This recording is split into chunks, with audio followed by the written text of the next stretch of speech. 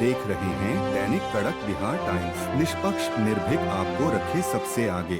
नमस्कार, मैं श्वेता आपका DKVT न्यूज में स्वागत करती हूं। तो चलिए रुक करते हैं आज की प्रमुख खबर पर। इंडिया पर प्रहार मजबूत हुआ नारा, 400 के पार। बीजेपी के लिए क्या क्या लाए नीतीश कुमार। बीते साल जून में बिहार के मुख्यमंत्री नीतीश कुमार ने पटना में 17 विपक्षी दलों के साथ बैठक की थी। मीटिंग और नए गठबंधन का मकसद भारतीय जनता पार्टी का मुकाबला करना था। हालांकि कुछ महीनों बाद ही स्थिति बदली और नीतीश दोबारा भाजपा के साथ आ गए हैं। अब कहा जा रहा है कि भाजपा को आगामी लोकसभा चुनाव में इसका फायदा भी मिल सकता है। क्या फायदा? आंकड़े बताते हैं कि जेडीयू को भी अकेले के बजाय गठबंधन में चुनावी मैदान में उतरने पर फायदा होता है।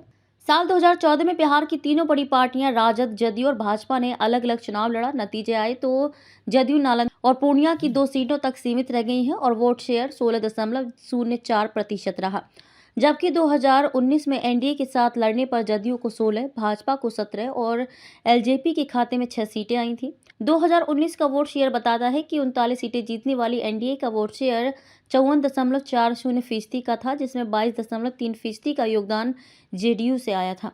कहा जा रहा है कि अगर साल 2024 में महागठबंधन पर बढ़त हासिल करने के लिहाज से नीतीश का आना भाजपा के लिए फायदेमंद साबित हो सकता है, क्योंकि पहले आरजेडी महागठबंधन के साथ पहुंचा। 22.3% वोट शेयर फिर एनडीए के खाते में जुड़ सकता है।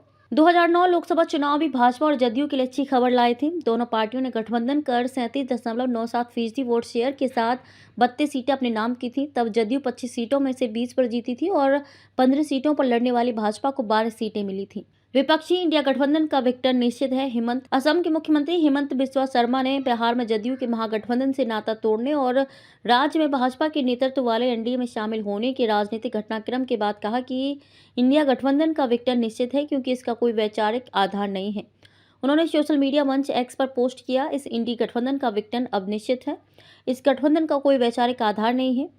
इंडिया गठबंधन को झटका। साल 2022 में बिहार में एनडीए से अलग होने के बाद ही नीतीश विपक्ष को एकजुट करने में लग गए थे। तत्कालीन डेप्यूटी सीएम तेजस्वी यादव के साथ उन्होंने दिल्ली समेत कई राज्यों के दौरे किए। वे सफल भी हुए और कई बड़े नेताओं को एक मंच पर ले आए।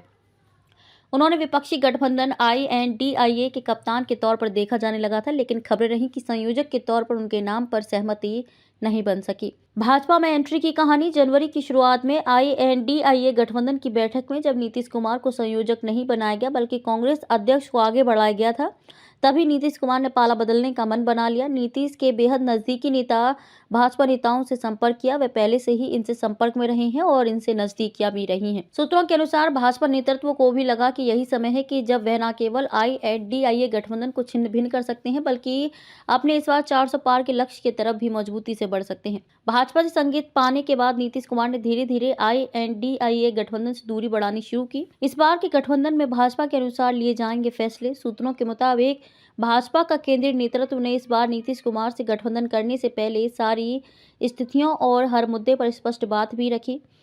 पूरी तरह आश्वस्त होने के बाद ही कहा कि अब अगर नीतीश कुमार INDIA गठबंधन से अलग होते हैं तो वे उनके साथ गठबंधन करने को तैयार हैं। नीतीश की भाजपा के केंद्रीय नेतृत्व से भी बात कराई गई और दोनों के बीच भावी तालमेल का खाका भी तय किया गया। जब सब कुछ तय हो गया तो भाजपा ने अपने राज्य के नेतृत्व को विश्वास में लेने का फैसला लिया और बीते 3-4 दिन में सारी पटकथा को अंजाम दिया। भाजपा ने भी साफ कर दिया कि लोकसभा चुनाव तक नीतीश कुमार ही मुख्यमंत्री रहेंगे। उसके बाद की स्थितियों पर आगे विचार किया जाएगा। सूत्रों के अनुसार जदयू को यह भी साफ कर दिया गया कि लोकसभा में सीटों के बंटवारे में इस बार उसे भाजपा से कम सीटों पर चुनाव लड़ना होगा। इसके अलावा बिहार के अलावा अन्य किसी राज्य में कोई समझौता नहीं होगा। साथ ही बिहार में भाजपा के अन्य सहयोगी दलों को मिलने वाली सीटों में भाजपा का फॉर्मूला ही माना जाएगा। खबरों में अब तक के लिए बस इतना ही। फिर होगी आपसे मुलाकात ऐसी किसी बड़ी खबर के साथ। तब तक के लिए नमस्कार और देखते रहिए DKVT न्यूज।